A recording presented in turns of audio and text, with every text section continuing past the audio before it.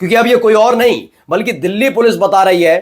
कि आम आदमी पार्टी बांग्लादेशियों को दिल्ली में बसाने का काम नहीं कर रही है, बल्कि ये कुछ इस तरीके से आते हैं कि ताजा तरीन केंद्र की सरकार के 2 बड़े मंत्री फेल हो गए, पूरी तरह से फेल हो गए। मैंने शुरुआत में कहा था ना, आरोप लगाइए, तमाम चीजें कीजिए, आपने ये किया, आपने वो नहीं किया, आपने गड्ढे नहीं सुधरवाए, आप अलग अलग तरह के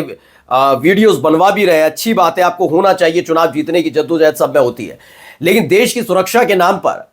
जो आरोप प्रत्यारोप का खेल और गंदा खेल बीजेपी ने शुरू किया है, उसमें उनके अपने ही कुर्ते, अपने ही लोगों के अपने ही कुर्ते इस तरह से मैले हो रहे हैं, यकीन मानकर चलिए चुनावों में इनकी हालत और खराब हो सकती है।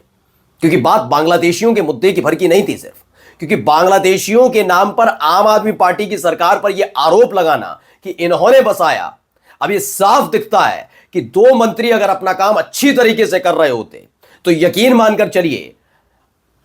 दिल्ली में या दिल्ली में जो बांग्लादेशी हैं वो आ नहीं पाते। लेकिन हो क्या रहा है, अपनी नाकामी को छिपाकर चुनाव में फायदा उठाने के लिए ये मुद्दा तो उछाल दिया, लेकिन जितनी तेजी के साथ ये मुद्दा उछला और इसका खुलासा होने के बाद उतनी ही तेजी के साथ अंधभक्तों की जमात और बीजेपी नेताओं की जमात शांत होकर बैठ गई। वो समझ गए अब इस मुद्दे को ज्यादा उछाला गया ना तो हालत खराब हो सकती है। चुनाव करीब है, जनता भूलेगी नहीं इतनी जल्दी। नमस्कार।